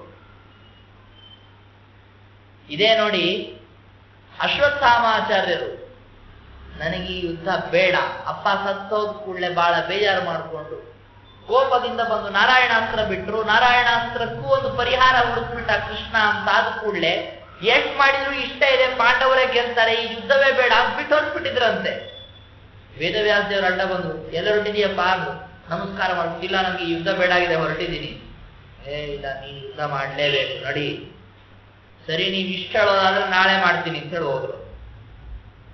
ನೋಡಿ, ದೇವರು ಹೇಗೆ ಅಂದ್ರೆ ಕೆಲವರನ್ನ ಕೆಲಸಕ್ಕಾಗಿ ಅಂತಾನೆ ಹುಟ್ಟಿಸಿರ್ತಾನೆ. ಇದನ್ನೇನಂತ ಕರೀತಾರೆ ಗೊತ್ತಾ? ಅವತಾರ ಕಾರ್ಯ ಅಂತ ಕರೀತಾರೆ. ಆ ಅವತಾರ ಕಾರ್ಯ ಅಂತ ಏನಿರುತ್ತೆ, ಒಂದು ಚೌಕಟ್ಟು ಹಾಕಿದ್ದು, ಅದಕ್ಕಿಂತ ಹೆಚ್ಚು ಮಾಡಕ್ ಹೋದ್ರು ದೇವರು ತಡಿತಾನೆ, ಕಮ್ಮಿ ಮಾಡಿದ್ರು ಬಿಡಲ್ಲ, ಪೂರ್ತಿ ಮಾಡಿಸ್ತಾನೆ. ನಮ್ದೇನ್ ಗೊತ್ತಾ ಅವತಾರ ಕಾರ್ಯ? ಉಣ್ಣೋದು ಮಲಗೋದು ಎರಡೇ, ಮೂರನೇ ಅವತಾರ ಕಾರ್ಯವೇ ಇಲ್ಲ. ಇದ್ರೂ ಉಂಡಿದ್ದು ಮಲಗಿದ್ರ ಪ್ರಭಾವವೇ ಅದಿರುತ್ತೆ ಅಷ್ಟೇ, ಬೇರೆ ಇನ್ನೇನಿರಲ್ಲ. ಈ ತರಹದ ನಮ್ಮಗಳಿಗೆ ಏನ್ ಗೊತ್ತಾಗತ್ತೆ? ನಾವು 4 ತುತ್ತು ಹೆಚ್ಚು ತಿಂದ್ರೂ ದೇವ್ರು ಏನ್ ಕೇಳಲ್ಲ, ಹಾಳಾಗೋಗಿ ನಿಂದಿರೋದೇ ಅಷ್ಟಿದೆ ಅಂತ. ಒಂದು 4 ಗಂಟೆ ಹೆಚ್ಚು ಮಲಗಿದ್ರು ತಲೆ ಕೆಡಿಸ್ಕೊಳ್ಳಲ್ಲ. ಯಾಕೆ? ನಾವು ಮಲಗಿದ್ದರಿಂದ, ನಾವು ಹೆಚ್ಚು ತಿಂದಿದ್ದರಿಂದ, ನಾವು ಕಡಿಮೆ ತಿಂದಿದ್ದರಿಂದ ದೇವ್ರಿಗೆ ಏನಾಗ್ಬೇಕಾದಿಲ್ಲ, ಜನರಿಗೆ ಏನ್ ಲಾಭ ನಷ್ಟಗಳಾಗ್ಬೇಕಾದಿಲ್ಲ. ನಿಮ್ಮ ಮನೇಲಿ ನೀವು ತಿಂತೀರಿ, ನೀವು ಮಲಗ್ತೀರಿ, ಮಲಗು ಹಾಳಾಗೋಗುವುದು. ಆದ್ರೆ ರಾಯರು ಒಂದು ಗ್ರಂಥ ಕಮ್ಮಿ ಬರೆದ್ರು, ಒಂದು ಗ್ರಂಥ ಜಾಸ್ತಿ ಬರೆದ್ರು, ಅದು ದೊಡ್ಡ ಸಮಸ್ಯೆ ಆಗತ್ತೆ. ಇಂಥದ್ದು ಬರೀ ಬೇಡ. ನೋಡಿ, ಎಂತಹ ವಿಶಿಷ್ಟವಾದ ಗುರುಭಕ್ತಿ ರಾಯರಿಗೆ ಅಂದ್ರೆ, ನ್ಯಾಯಾಮೃತಕ್ಕೆ ರಾಯರು ವ್ಯಾಖ್ಯಾನ ಬರೀಲೇ ಇಲ್ಲ. ತರ್ಕತಾಂಡವಕ್ಕೆ ಪೂರ್ತಿ ವ್ಯಾಖ್ಯಾನ ಬರೆದ್ರು, ಚಂದ್ರಿಕಾಕ್ಕೆ ಪೂರ್ತಿ ವ್ಯಾಖ್ಯಾನ ಬರೆದ್ರು. ಎಷ್ಟು ಸರ್ವಮೂಲ ಗ್ರಂಥಗಳಿಗೆ, ಟೀಕಾ ಗ್ರಂಥಗಳಿಗೆ ಅವರು ವ್ಯಾಖ್ಯಾನ ಮಾಡಿದ್ದಾರೆ, ಏನ್ ಕಥೆ ನಾವು ನೋಡ್ತಾ ಹೋಗ್ಬಿಟ್ರೆ. ನ್ಯಾಯಾಮೃತಕ್ಕೆ ಯಾಕೆ ವ್ಯಾಖ್ಯಾನ ಮಾಡಲಿಲ್ಲ ಅವರು? ಸಮಯಾವಕಾಶ ಸಿಕ್ಕಿರ್ಲಿಕ್ಕಿಲ್ಲ ಬಿಡ್ಲಿ. ಇದೆಲ್ಲ ಏನು ನಮ್ಮ ಉತ್ತರ? ನಮಗ್ ಊಟ ಮಾಡಿ ಮಲಗೋದಕ್ಕೆ ಸಮಯಾವಕಾಶ ಇಲ್ಲ, ಗ್ರಂಥ ಎಲ್ಲಿ ಬರಿಬೇಕು ನಾವು? ಅಷ್ಟು ಮಿಕ್ಕಿ ನಾವು ಗ್ರಂಥ ಬರಿಬೇಕು ಅಂದ್ರೆ 4 ದಿವಸ ನಿದ್ದೆ ಗಡಬೇಕಾಗುತ್ತೆ. ಅಂತ ಮಹಾನುಭಾವರಾಗ ನಾವು ಗ್ರಂಥ ಬರೆದ್ರು ಕೂಡ 8 ಪುಟದ್ದು 2 ಪುಟದ ಗ್ರಂಥ ಬರೆದಿದ್ದೀವಿ ನಾವು. ತುಂಬಾ ದೊಡ್ಡವನಿಗೆ ಅವರ ಪಾತ್ರ. ಅದ್ರೊಳಗೂ ಏನೋ ಒಂದು ಮಂಗಲಾಚರಣೆ ಒಂದು ಪುಟ ಇರುತ್ತೆ, ಮತ್ ಕೊನೆ ಮಂಗಲಾಚರಣೆಗಿನ 4 ಪುಟ ಇರುತ್ತೆ, ಮಧ್ಯದಲ್ಲಿರೋದು 4 ಪುಟ ಅಷ್ಟೇ ನಮ್ದು.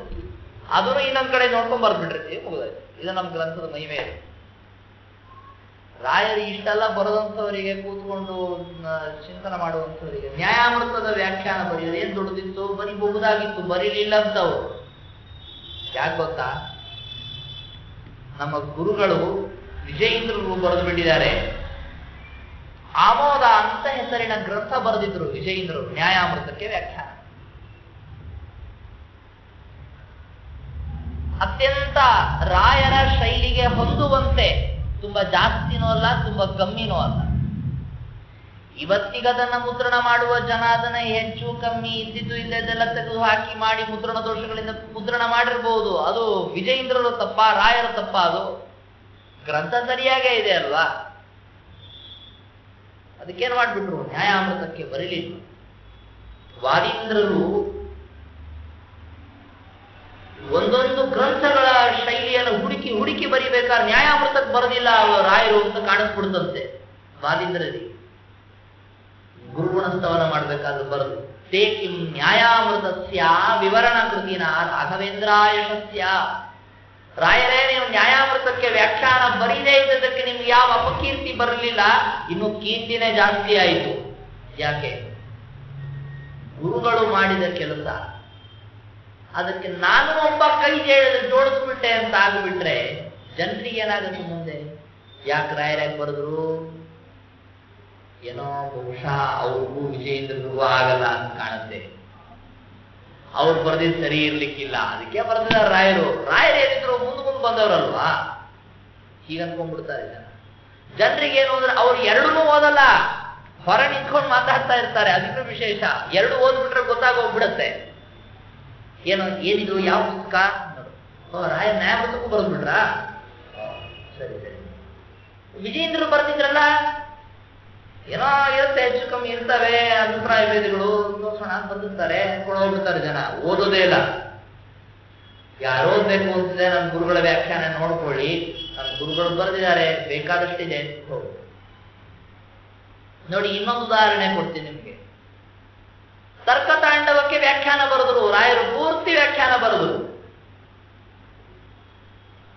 ಅದಕ್ಕೂ ವಿಜಯೇಂದ್ರರು ವ್ಯಾಖ್ಯಾನ ಬರೆದಿದ್ದಾರೆ. ಯಾಕಪ್ಪ ಬರಿಬೇಕು? ನ್ಯಾಯಾಮೃತಕ್ಕೆ ಬರೀರಿ ಅಂದ್ರೆ ಇಲ್ಲ, ನಮ್ಮ ಗುರುಗಳು ಬರೆದಿದ್ದಾರೆ ಎಂಬುದು. ತರ್ಕತಾಂಡವಕ್ಕೆ ವ್ಯಾಖ್ಯಾನ ಮಾಡಬೇಕು ಅಂತಂದಾಗ ಅದಕ್ಕೂ ವಿಜಯೇಂದ್ರರು ಬರೆದಿದ್ದಾರೆ, ಅಲ್ಲಿ ಯಾಕಪ್ಪ ಬರಿಬೇಕು? ರಾಯರೇ ವ್ಯಾಖ್ಯಾನದ ಪ್ರಾರಂಭದಲ್ಲಿ ಈ ಪ್ರಶ್ನೆ ತಗೊಂಡು ಬರೆದ್ಬಿಟ್ಟು, ಏನ್ ಗೊತ್ತಾ? ಗುರುಪಾದ ಕೃತಾತ್ಯಸ್ತಿ ಟೀಕಾ ಅತ್ಯಂತ ವಿಸ್ತೃತ. ನಮ್ಮ ಗುರುಗಳು ಇದಕ್ಕೆ ವ್ಯಾಖ್ಯಾನ ಬರೆದಿದ್ದಾರೆ ತರ್ಕತಾಂಡವಕ್ಕೆ, ಅದು ತುಂಬಾ ವಿಸ್ತಾರವಾಗಿದೆ. ನೋಡಿ, ಗುರುಗಳ ಬಗ್ಗೆ ಎಂತ ಗೌರವ ಗೊತ್ತಾ? ವಿಜಯೇಂದ್ರರು ಬರೆದ ಗ್ರಂಥ ಇದೆಯಲ್ಲ, ನಾನು ನಿಮಗೆ ವಸ್ತುಸ್ಥಿತಿ ತಿಳಿಸ್ಬೇಕು ಅಂತ ಹೇಳ್ತಾ ಇದ್ದೀನಿ.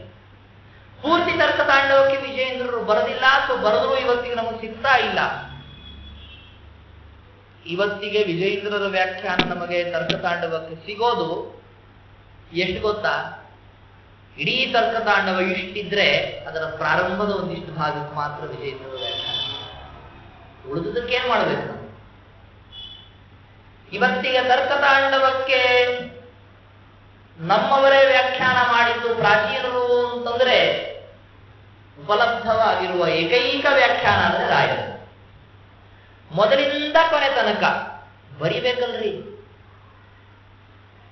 ಕಡಿಮೆ ಅಂದ್ರೆ 600-700 ಪುಟಗಳ ವ್ಯಾಪ್ತಿಯಲ್ಲಿ 4 ಸಂಪುಟಗಳಲ್ಲಿ ಮುದ್ರಣ ಆದ್ರೆ ರಾಯರ ವ್ಯಾಖ್ಯಾನ ತರ್ಕತಾಂಡವ ಎರಡು ಸೇರಿದಿಟ್ಟು ದಪ್ಪ ಆಗುತ್ತೆ ಪುಸ್ತಕ.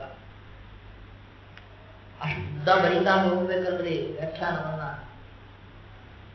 ಒಂದು ಪಂಕ್ತಿಗಳು ಬಿಡದೆ ಹಿಡ್ಕೊಂಡು ಒಂದೇ ತರಹ ಅಷ್ಟೇ ವ್ಯಾಖ್ಯಾನವನ್ನು ಬರಿತಾ ಹೋಗ್ಬೇಕಲ್ಲ. ನಮ್ಮ ಗುರುಗಳು ಬರೆದ ವ್ಯಾಖ್ಯಾನ ಪೂರ್ತಿ ಇಲ್ಲ ಅನ್ನೋದನ್ನು ಹೇಳಲಿಲ್ಲ ರಾಯರು. ಯಾಕೆ? ಅದನ್ನು ಹೇಳೋದು ಬೇಡ. ಎಷ್ಟಕ್ಕೆ ನಮ್ಮ ಗುರುಗಳು ಬರೆದಿದ್ದಾರೆ, ತುಂಬಾ ವಿಸ್ತಾರವಾಗಿ ಬರೆದು ಬಿಟ್ಟಿದ್ದಾರೆ.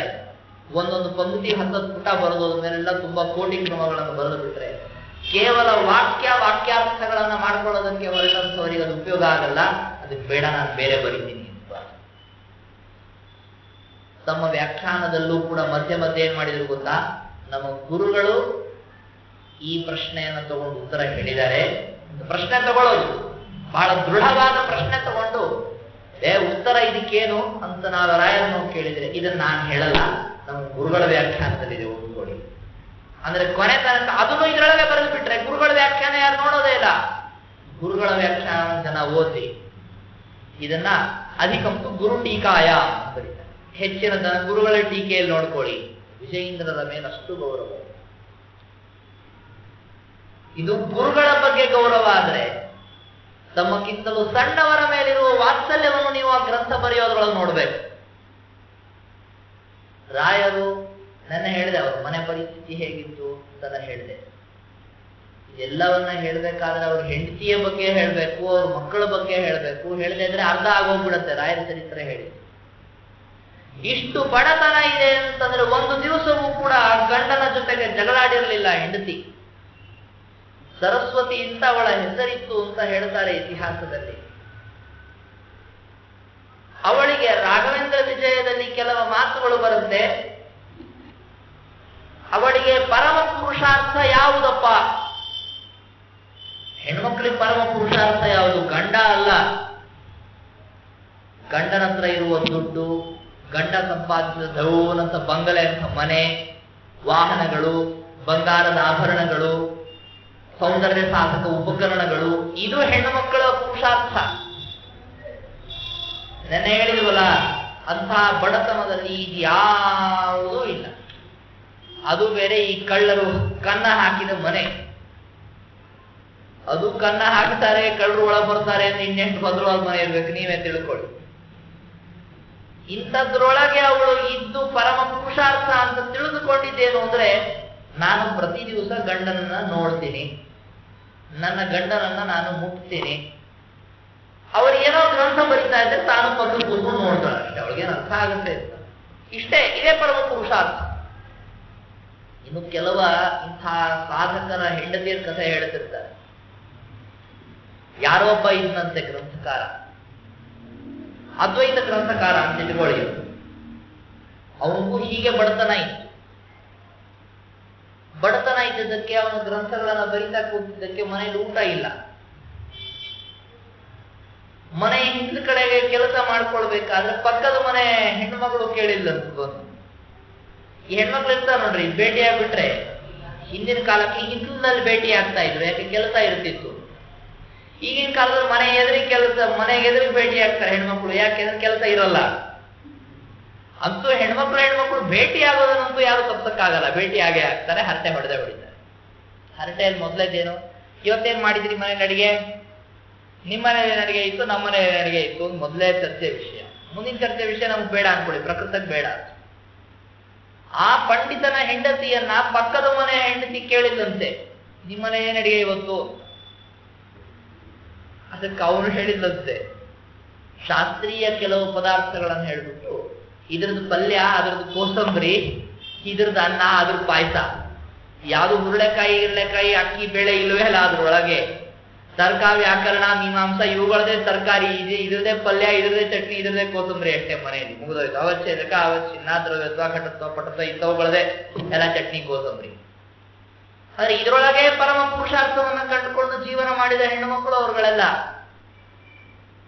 ಒಬ್ಬನೇ ಒಬ್ಬರು ಮಗ ಇದ್ದ ಅವರಿಗೆ, ರಾಯರಿಗೆ ಲಕ್ಷ್ಮೀನಾರಾಯಣ ಅಂತ ಹೆಸರಿಟ್ಟಿದ್ರು ರಾಯರು.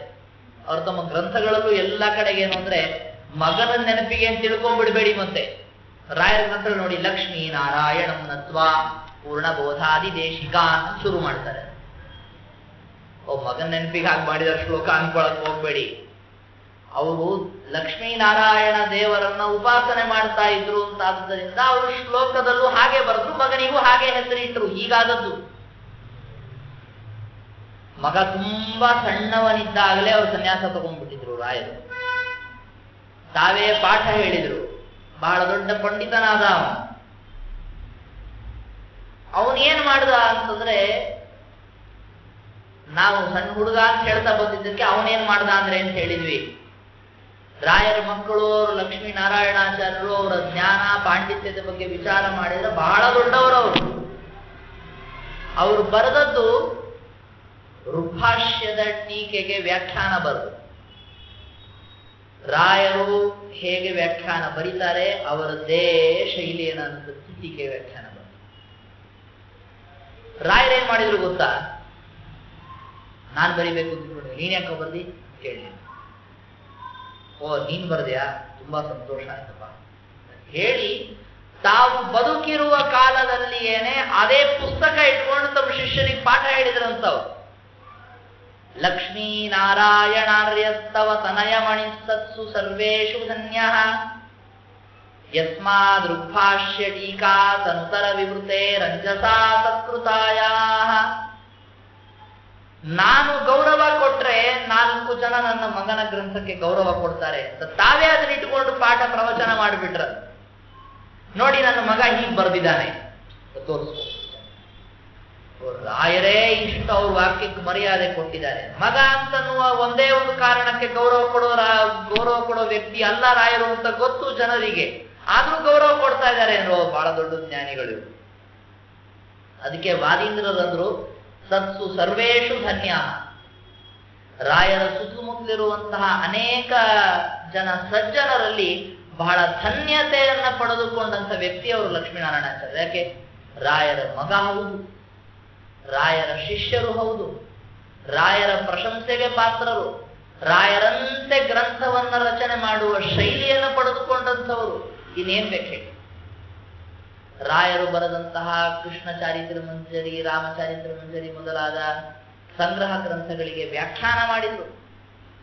ಇಂತಹ ಅದ್ಭುತವಾದಂತಹ ಪಾಂಡಿತ್ಯವಿರುವ ಮಗನಿಗಾಗಿ ಅಂತ ತಾವು ಒಂದು ಗ್ರಂಥ ಬರೆಯೋದನ್ನು ಬಿಟ್ಟುಕೊಟ್ರು.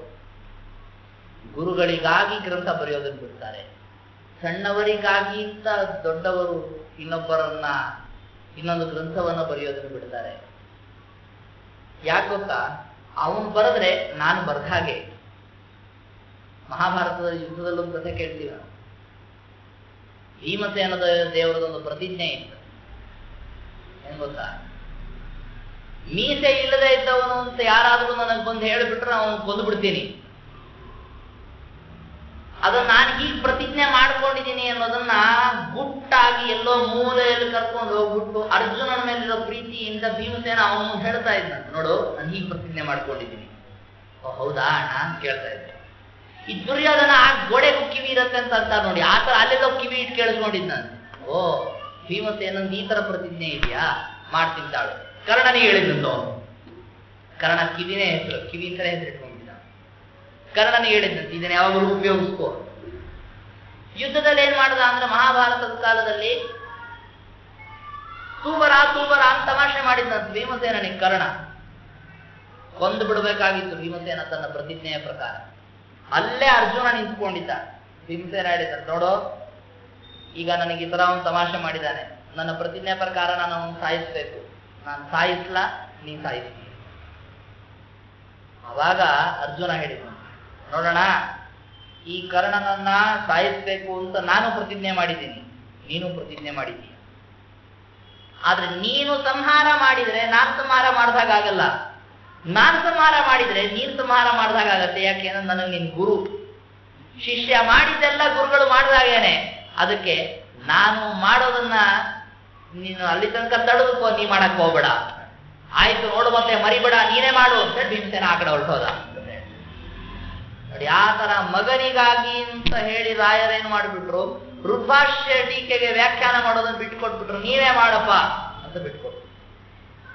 ಇಂತಹ ಗುರುಗಳ ಜೊತೆಗೆ ವ್ಯವಹಾರ ಮಾಡಬೇಕಾದ್ರೆ ವಿನಯ, ಮತ್ತೆ ಶಿಷ್ಯರ ಜೊತೆಗೆ ವರ್ತಿಸಬೇಕಾದರೆ ಅವರ ಬಗ್ಗೆ ಕರುಣೆ, ಇದೆಲ್ಲ ರಾಯರ ಗ್ರಂಥಗಳಲ್ಲಿ, ಅವರ ಗ್ರಂಥ ರಚನೆ ಮಾಡಬೇಕಾದ್ರೆ ಅವರು ಅನುಸರಿಸುವ ಕ್ರಮದಲ್ಲಿ ನಾವು ನೋಡ್ಬೇಕಾದ. ಅದಕ್ಕೆ ಅಪ್ಪಣಾಚಾರ್ಯರು ಏನ್ ಮಾಡಿದ್ರು, ರಾಯರ ವಾಕ್, ರಾಯರ ಮಾತು ಅಂತನ್ನೋದನ್ನ ಗಂಗಾ ನದಿಗೆ ಹೋಲಿಸಿದ್ರು. ಅಂದ್ರೆ ನೀವು ರಾಯರ ಸ್ತೋತ್ರ ಮಾಡ್ರಿ ಅಂದ್ರೆ ರಾಯರ ಮಾತು ಸ್ತೋತ್ರ ಮಾಡ್ತೀರಲ್ರಿ, ಇದೇನ್ ಕ್ರಮ ರೀ ಅನ್ಕೋಬೇಡಿ. ಅವ್ರ ಮಾತನ್ನ ಸ್ತೋತ್ರ ಮಾಡಿದ್ರೆ ಅವ್ರನ್ನೇ ಸ್ತೋತ್ರ ಮಾಡಿದಾಗಲ್ವಾ. ವ್ಯಾಸರಾಜರು ಟೀಕಾರಾಯರನ್ನು ಸ್ತೋತ್ರ ಮಾಡ್ಬೇಕಾಯ್ತು. ಏನ್ ಮಾಡಿದ್ರು? ಚಿತ್ರೈಪದೇಶ ಊಟಕ್ಕೆ ಕೂಡ್ಬೇಕಾದ್ರೆ ಹೇಳ್ಕೊತಿರ್ತೀವಿ ನಾವು. ಚಿತ್ರೈಪದೇಶ ಗಂಭೀರ ವಾಕ್ಯ ಮಾನೈರ ಖಂಡಿತೆ ಗುರು ಭಾವ ಜಯತಿ ಭಾತಿಶ್ರೀ ಜಯತೀರ್ಥವಾಗ್. ಜಯತೀರ್ಥ ಸ್ತೋತ್ರ ಅಲ್ಲ ಅದು, ಜಯತೀರ್ಥ ವಾಕ್. ಜಯತೀರ್ಥರ ಮಾತು ಹೀಗಿದೆ ಅಂತ ಹೇಳಿದ್ದು. ಜಯತೀರ್ಥರ ಮಾತಿನ ಸ್ತೋತ್ರ ಬಹಳ ವಿಚಿತ್ರವಾದ ಪದಗಳನ್ನ ಬಳಸಿ ಗುರುಗಳ ಮಧ್ವಾಚಾರ್ಯರ ಭಾವವನ್ನ ಪ್ರಕಾಶನ ಮಾಡುವಂತಹ ಜಯತೀರ್ಥರ ಮಾತು ಜಗತ್ತಿನಲ್ಲಿ ಶೋಭಿಸುತ್ತಿದೆ ಅಂತ ಅರ್ಥ. ಅದಕ್ಕೆ ಜಯತೀರ್ಥದ ಸ್ತೋತ್ರ ಮಾಡುವುದು, ಮಾತು ಸ್ತೋತ್ರ ಮಾಡ್ತಿರಲ್ರಿ. ಅವರ ಮಾತು ಹೀಗಿದೆ ಅಂತ ನಾವು ತಿಳಿದುಕೊಂಡ್ರೆ ನಮ್ಮ ಮಾತು ಚೂರಾರು ಆ ತರ ಆಗತ್ತೆ. ಅದರ ಸಲುವಾಗಿ ಅವ್ರು ದೊಡ್ಡವರ ಮಾತುಗಳನ್ನ ಕೊಂಡಾಡೋದು ನಾವು. ಈ ನಿಟ್ಟಿನಲ್ಲಿ ನೋಡಿ, ರಾಯರ ಸ್ತೋತ್ರ ಹೇಗೆ ನಮ್ಗೆ ಅನ್ನ ಹುಳಿ ಹಾಕುವಂತಹ ರಾಯರ ನಮಸ್ಕಾರ ಅಂತ ಶುರು ಮಾಡಲಿಲ್ಲ. ಇಂತಹ ಅದ್ಭುತವಾದಂತಹ ವಾಗ್ದೇವತಾ ಸರಿತು, ವಾಕ್ ಎಂಬ ಗಂಗಾ ನದಿಯನ್ನೇ ಜಗತ್ತಿಗೆ ಹರಿಸಿಕೊಟ್ಟಂತಹ ರಾಯರಿಗೆ ನಾವು ನಮಸ್ಕಾರ ಮಾಡ್ತೀವಿ ಅಂತ ಶುರು ಮಾಡಿದ್ರು ರಾಯರ ಸ್ತೋತ್ರ. ಇನ್ನು ಇಂತಹ ರಾಯರ ಅನೇಕ ಮಹಿಮೆಗಳನ್ನ ಹೇಳೋದಿದೆ, ಅದನ್ನು ಮತ್ತೆ ಮುಂದೆ ಶ್ರೀಕೃಷ್ಣ